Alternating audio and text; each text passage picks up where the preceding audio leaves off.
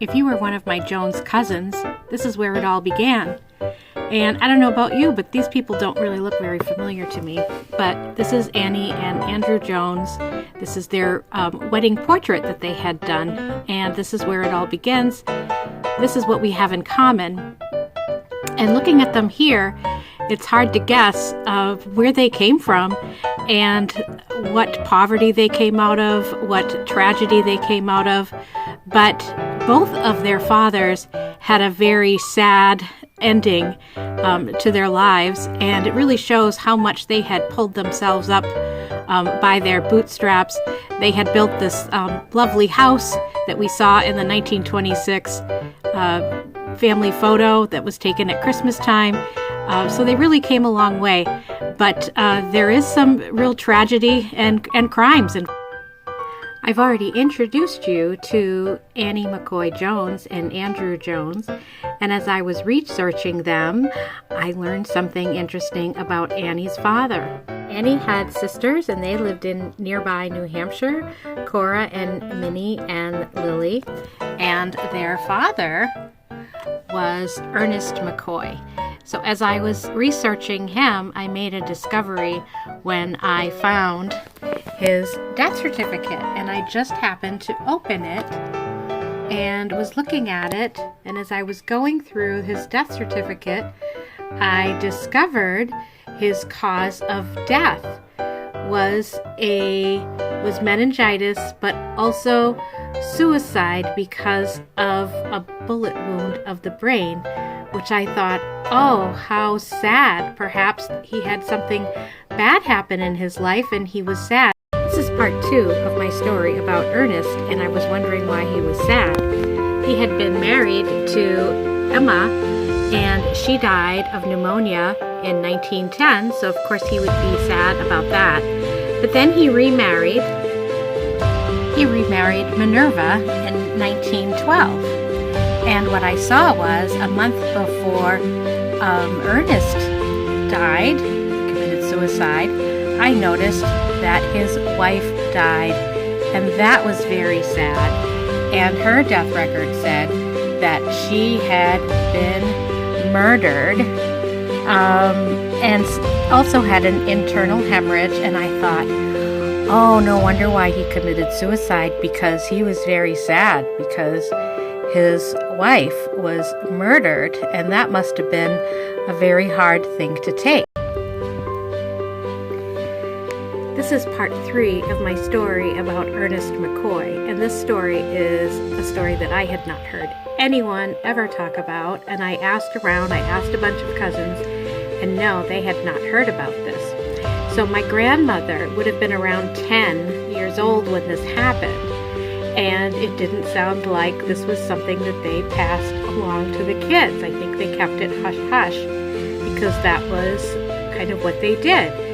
But as I said, when I noticed that he committed suicide, my brain immediately thought he was very sad, and I wondered what he was sad about, and I saw that his wife had died the month before, and I thought, oh, no wonder why he was sad. But, being curious, I did click on her death record and that she had been murdered, and so it kind of made sense in my brain that he would be sad about that, but of course I had to check. This is part 4 of my story about Ernest McCoy, who happens to be my second great-grandfather. And while I was familiar with the name McCoy, I was not familiar with the story, and I could have just let it go at that and thought, very sad that he took his life because he was very sad that his wife had died, and no immediate information to explain was available, so I had to dig deeper. And so once I got into a newspaper database, I realized that this story had gone viral as a story would go for back then, because these papers represent really coast-to-coast coverings, and these are just a sampling of what got covered and about what happened to Ernest McCoy. So it was really the moment of truth when I went to the newspaper database, and it took me to the Portsmouth Herald, and other newspapers as well. And really, you can't miss this headline. McCoy charged with murder. His daughters discovers woman killed 2 weeks ago, shoots himself as they stand at the window. And so this was their sad story. This was covered in multiple newspapers. It was covered from coast to coast, and there are different bits and pieces of information in various news articles, but I will share some of this here. So the summary here is Ernest McCoy shot himself late yesterday, and whose wife was found murdered in the adjoining room, was arrested and brought to Manchester, charged with her murder, following the autopsy held in the... For part 6 in the story of Ernest McCoy, I say it's sad, it's a tragedy. I will use that word, but I'll share some more information from this article. After sending letters to his daughters and telling them he would be dead when they reached his house, Ernest McCoy, a farmer residing at Griffin Farm, Hillman Mills Turnout in this township, waited until the girls reached the farmhouse and then attempted to kill himself by firing a bullet into his head. The bullet failed to penetrate his brain.